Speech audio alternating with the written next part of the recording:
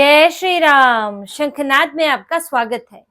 पश्चिम बंगाल में शुभेंदु अधिकारी के मुख्यमंत्री बनते ही, भाजपा की सरकार आते ही न सिर्फ नए फैसले, नए एक्शन हो रहे हैं, बल्कि पुरानी गलतियों को भी सुधारा जा रहा है, पुराने फैसले भी पलटे जा रहे हैं।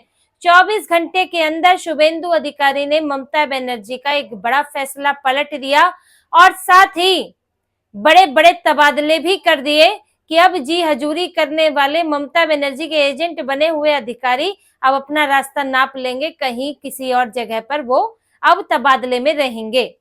शुभेंदु अधिकारी ने जो फैसला लिया है, जो फैसला पलटा है, वो सांकेतिक रूप से बहुत अहम है। ये बंगाल दिवस को लेकर है। बंगाल दिवस अभी तक ममता बनर्जी की सरकार में पोइला बैशाख यानी कि 15 अप्रैल को मनाया जाता है। 15 अप्रैल जिस दिन बंगाल का नववर्ष भी शुरू होता है और बांग्लादेश का भी पंचांग शुरू होता है, और इस दिन ममता बनर्जी बंगाल दिवस मनाती रही है और केंद्र सरकार से इस पर उनका झगड़ा रहा है। केंद्र सरकार ने इसके लिए 20 जून की तारीख दी थी और राजभवन में की तरफ से भी, यानी कि राज्यपाल की तरफ से भी 20 जून को 2023 में इनके बीच में झगड़ा हुआ था। जब राज्यपाल ने 20 जून को मनाने के लिए कहा, ममता बनर्जी 15 अप्रैल पर अटकी रही, तब ये विवाद सामने आया था। अब शुभेंदु अधिकारी ने बंगाल दिवस को 20 जून को ही मनाने का फैसला कर लिया है। इसके लिए उनकी मंजूरी उन्होंने दे दी है। आगे जो है कार्रवाई, तकनीकी कार्रवाई, प्रशासनिक कार्रवाई की जाएगी और अब बंगाल दिवस 20 जून को मनाया जाएगा।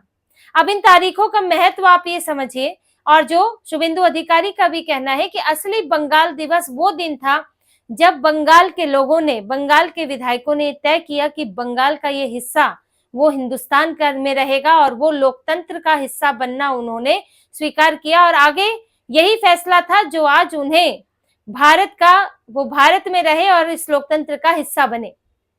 और जो दूसरे विधायक थे, जो मुस्लिम विधायक थे, उन्होंने बांग्लादेश को चुना।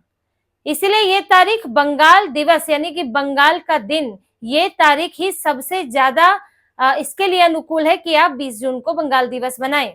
देखिए 20 जून 1947 को बंगाल विभाजन के लिए जब मतदान हुआ था, क्योंकि जो मुसलमान थे, मुस्लिम विधायक थे, वो चाहते थे कि पूरा बंगाल जो है वो पाकिस्तान में मिला दिया जाए, पूर्वी पाकिस्तान का हिस्सा बन जाए, ये भारत को तोड़ना चाहते थे। लेकिन जो वहां पर हिंदू थे, हिंदू विधायक थे या और गैर मुस्लिम विधायक थे, वो चाहते थे कि बंगाल का अगर कम से कम बचा सके तो एक बड़ा हिस्सा जो है वो भारत में रहे, हमें बंगाल में, हमें बांग्लादेश में, यानी कि बांग्लादेश तो बाद में बना, हमें पाकिस्तान में नहीं जाना। फिर इसके लिए मतदान हुआ विभाजन के लिए, और जो वहां पर हिंदू विधायक थे या और दूसरे गैर मुस्लिम विधायक थे, उन्होंने भारत में रहना स्वीकार किया। उन्होंने विभाजन के पक्ष में मतदान किया। विभाजन मतलब ये नहीं समझे कि भारत पाकिस्तान विभाजन, यहाँ मतलब कुछ और है।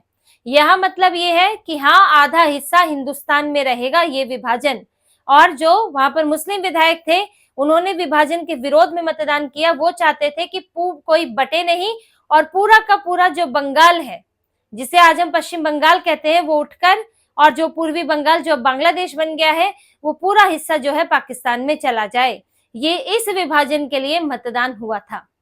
तो यानी कि उसी दिन नींव पड़ गई थी कि अब ये हिस्सा भारत का हिस्सा होगा और ये पश्चिम बंगाल जो है वो भारत में होगा।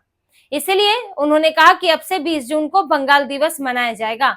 लेकिन ममता बनर्जी इसको कहाँ स्वीकार करती। ममता बनर्जी को तो वो दिन बनाना है जो बांग्लादेश से भी मेल खाता हो।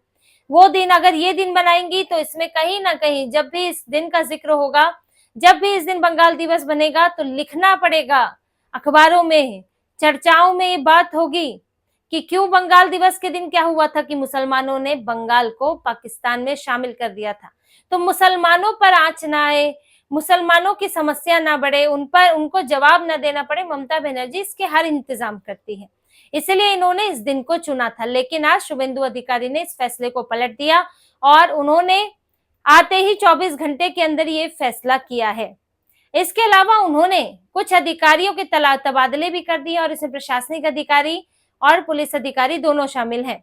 16 प्रशासनिक अधिकारी यानी कि आईएएस स्तर के अधिकारी, सेक्रेटरी वगैरह, इन सब के तबादले कर दिए हैं और 93 पुलिस अधिकारी जिसमें डीजीपी, डीसीपी, थाना प्रभारी, ये सब छोटे से लेकर बड़े तक सबका तबादला कर दिया गया है। और खास तौर से ये देखा गया है कि ममता बनर्जी के जो करीबी हैं, जो यहाँ पर पार्टी का कैडर बनकर बैठे हुए थे, उनको यहाँ से हटाया जाए।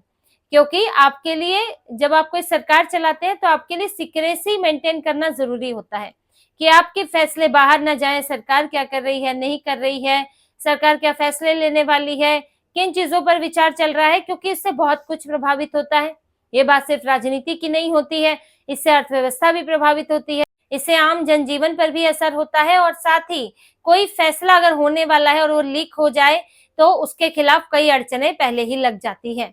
तो इसीलिए तो जो लोग लीक कर सकते हैं, जो लोग सेंध लगा सकते हैं, सबसे पहले उनको बाहर किया गया है और उनका ट्रांसफर इधर उधर कहीं कर दिया गया है कि जहां से वो सरकार के काम में दखल ना दे सके। अब सरकारी अधिकारी है तो निकाले तो नहीं जा सकते हैं, लेकिन ऐसी जगह पर ट्रांसफर कर दो कि वो सेक्रेटेरिएट के आसपास ना भटक सके। तो ये इंतजाम किया गया है। तो यहाँ पर आप देख रहे हैं कि जैसे ही सरकार संभाली है तो इंतजार नहीं है, फैसले पर फैसले ही होने हैं। क्योंकि देखिए, काम तो पहले ही शुरू हो चुका है। ये क्या करना है सरकार आने पर तुरंत ही, वो सूची तो एक पहले ही बन चुकी है, शुरुआती सूची। इसके लिए भाजपा ने एक अलग टीम बनाई हुई थी। और देखिए, भाजपा के पास मात्र 5 साल का समय है। कहने को ये बहुत बड़ा समय लगता है, लेकिन सरकारी प्रक्रियाओं में उनमें जिस तरह से वक्त लगता है और जिस तरह से विपक्ष जो है हर बात पर अड़चने पैदा करता है, तो कोई भी काम होने में 5 साल, अगर हम कहें कि अगर आपको बहुत सारे काम करने हैं तो 5 साल बहुत कम समय हो जाता है। तो इसलिए आपको पहले दिन से काम करना जरूरी है, क्योंकि अगले 5 साल में आपको अपने वादे दिखाने होंगे कि आपने कौन कौन से वादे पूरे किए हैं।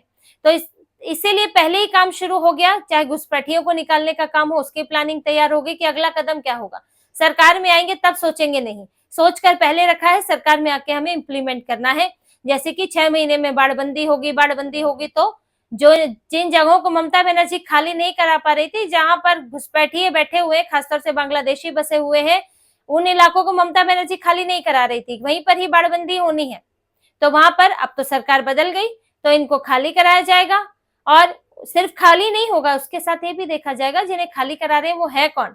ये काम, सारी चीजें एक साथ होने वाली है यहाँ पर, क्योंकि बीजेपी के ये कैसे मैनिफेस्टो का हिस्सा है, घोषणा का हिस्सा है, घोषणा पत्र का। और बार बार अपनी सभाओं से, अपनी प्रेस कॉन्फ्रेंस में बीजेपी ने घुसपैठियों को भगाने का वादा किया है। तो पहला प्रहार तो उधर ही होना है। कुछ तो जाना ही शुरू कर चुके हैं, धीरे धीरे करके चुपके चुपके निकल रहे हैं। कुछ जो है अब भी जमे हुए हैं, क्योंकि सालों साल से है, उन्हें लगता है कि सरकार के लिए भी उन्हें निकालना मुश्किल होगा, तो जमे हुए हैं। और वो बांग्लादेश के उन्हीं हालातों में जाना भी नहीं चाहते हैं, तो इसलिए यहाँ जमे हुए हैं। लेकिन सबका नंबर आएगा, और ये दिखा रहा है कि सरकार कितनी तेजी से बंगाल में काम करने वाली है। वहीं ममता बनर्जी, जो बड़े ही तेवर के साथ दिखती हैं, जो कह रही थी कि मैं कुर्सी नहीं छोड़ूंगी, वही ममता बनर्जी आज झुकती हुई नजर आ रही है। जो ममता बनर्जी राहुल गांधी को मुंह नहीं लगाती थी, उनकी पार्टी को मुंह नहीं लगाती थी, वाम दलों को छिटके रखती थी, आज ममता बनर्जी समर्थन मांगती फिर रही है। रविंद्र जयंती पर कालीघाट में उनके घर पर एक कार्यक्रम था, वहां भी उन्होंने वही राजनीति की कि हमने तो 3 जगह परमिशन मांगी कार्यक्रम के लिए, हमें नहीं दी गई, और इसलिए हमने जो है अपने घर पर किया। अब आपने क्या परमिशन मांगी, कहाँ मांगी? जो हालात चल रहे हैं, जिस तरह से हिंसा हुई है, जिस तरह से हत्या हुई है, उसमें आपको क्या कार्यक्रम करना था 3-3 जगह पर? अब वो तो चलिए पुलिस ने सुरक्षा देखते हुए फैसला किया होगा, कम से कम इनके जैसा हाल नहीं है। ये तो अमित शाह, गृह मंत्री अमित शाह, शुभेंदु अधिकारी, नेता प्रतिपक्ष को ही रैली करने के लिए, किसी भी तरह की जनसभा करने के लिए परमिशन नहीं देती थी, कोर्ट से परमिशन लानी पड़ती थी। तो इनके यहाँ से तो अब भी हालात जो है काफी बेहतर है, और ममता बनर्जी को हर चीज में परेशानी पैदा करनी ही है, सवाल उठाने ही है। तो यहाँ पर जो कार्यक्रम था कालीघाट में, वहां इन्होंने कहा कि हम सबको साथ आने की जरूरत है, वाम दल, अति वाम दल, या सीपीआई, सीपीआईएम जो भी है, कांग्रेस है, हम सबको साथ आने की जरूरत है। बीजेपी हमारा एकमात्र दुश्मन है, हमें उसे मिलकर हराना है। अब ममता बनर्जी धीरे धीरे इधर भले ही अकड़ दिखाएं, उधर वो झुकती जा रही है। इस पर जो है धीर रंजन चौधरी, उन्होंने कह दिया कि भाई राहुल गांधी को अगर आप इंडी गठबंधन का नेता मानेंगी तो आप हमारे समर्थन की बात कीजिएगा। हालांकि देखिए अधीर रंजन चौधरी जो कहते हैं राहुल गांधी उस पर चले, ये कोई जरूरी नहीं होता है, क्योंकि अधीर रंजन चौधरी ममता बनर्जी का विरोध करते रहते हैं और राहुल गांधी ममता बनर्जी के सामने झुकते रहते हैं। तो जरूरी नहीं है कि वही हो, लेकिन ममता बनर्जी जो है वो जरूर झुकती हुई नजर आ रही है और इनके तेवर कम पड़ रहे हैं और धीरे धीरे जो तेवर अभी राज्य में दिखा रही है वो भी ढीले पड़ने वाले हैं, क्योंकि अभी तो शुरुआत हुई है और जिस तरह से इनके कारनामे, इनकी पार्टी के लोगों के कारनामे रहे हैं, अभी तो लंबा रास्ता है, अभी बहुत कुछ इसमें होना है, क्योंकि अब इन्हें ना पुलिस का कवर मिलेगा, ना इन्हें मुख्यमंत्री का कवर मिलेगा। अब यहाँ पर सीधे सीधे जो भी काले कारनामे, घोटाले इनकी पार्टी के नेताओं ने किए हैं वो खुलकर आएंगे। और आईपैक वाले तो भाग गए बोरिया बिस्तर समेट के, प्रतीक जैन वो फंसे ही हुए हैं, लेकिन अब टीएमसी और आईपैक इनका भी जो जुड़ाव था वो अब अलग होने वाला है, क्योंकि पार्टी के अंदर से भी विरोध हो रहा है और आईपैक अब ज्यादा काम की इनकी रही भी नहीं है, बल्कि ये सब मिलकर अब फंसने वाले हैं कोयला घोटाले में।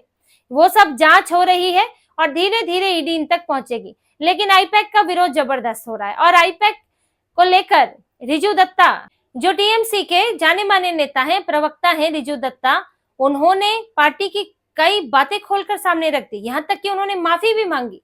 उन्होंने कहा कि आईपैक वाले हमें मैसेज लिखते थे कि शुभेंदु अधिकारी और उनके पिता के बारे में गालियां दे, उल्टा सीधा बोले, हम अपनी मर्जी से नहीं बोलते थे।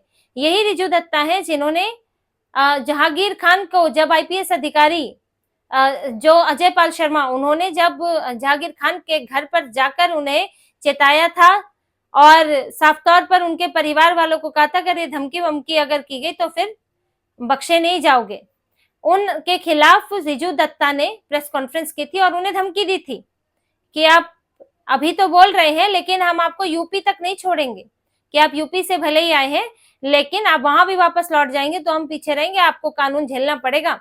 ये सब धमकी दी थी रिजू दत्ता ने। लेकिन आज वो कह रहे हैं कि हमसे तो भैया ऐसा बुलवाया जाता था, हम कोई बोलना नहीं चाहते थे। शुभेंदु अधिकारी उनके पिता के खिलाफ बुलवाया जाता था, उन्होंने माफी मांगी इसके लिए। उन्होंने कहा कि आईपैक जो है वो पार्टी को पूरी तरह से कब्जे में कर लिया था और पार्टी के कार्यकर्ताओं में, पार्टी के नेताओं में इसकी जबरदस्त नाराजगी थी और ममता बनर्जी को इसकी खबर नहीं थी। अब जो ये हार हुई है, जो पार्टी का हाल हुआ है, जो हमारे कार्यकर्ता दबंगई दिखा रहे थे, जो लोगों को परेशान किया था, ये भी बात उन्होंने कही है कि ये लोकल लेवल पर जो नेताओं की मनमानी और इनकी गुंडागर्दी थी उससे लोगों में टीएमसी को लेकर गुस्सा भर गया और हमने ये बातें नहीं देखी, हमने इस पर गौर नहीं किया। उन्होंने कहा कि शीर्ष नेताओं को, ममता बनर्जी को, अभिषेक बनर्जी को इसकी जिम्मेदारी लेनी चाहिए। अब रिजू दत्ता का ये कहना था कि टीएमसी ने उन्हें बाहर कर दिया, 6 साल के लिए पार्टी की प्राथमिक सदस्यता से ही निकाल दिया है। तो ये अब चल रहा है टीएमसी के अंदर, अभी तो शुरुआत हुई है, धीरे धीरे अभी और विरोध पनपेगा। अभिषेक बनर्जी तो सबके निशाने पर है, उनकी तो आगे वो टीएमसी की जो कुर्सी चाहते हैं वो ही इस वक्त खतरे में पड़ गई है। तो इस वक्त सरकार जहां पर डटकर एक साथ बड़े बड़े फैसले लेकर काम कर रही है, वहीं टीएमसी में अभी उथल पुथल का दौर है और एक दूसरे के ऊपर आरोप लग रहे हैं। ममता बनर्जी यहाँ एक तरह से बैसाखियां ढूंढ रही हैं, सहारे ढूंढ रही हैं, तो टीएमसी अभी बिखरने की स्थिति में है और इसकी शुरुआत हुई है। आगे चलते चलते ममता बनर्जी के सामने और बड़ी चुनौतियां आने वाली हैं। तो इसी तरह की और खबरें और विश्लेषण आपके लिए लाते रहेंगे, हमसे जुड़े रहिए, सब्सक्राइब कीजिए, कमेंट कीजिए। बहुत बहुत धन्यवाद। जय श्री राम।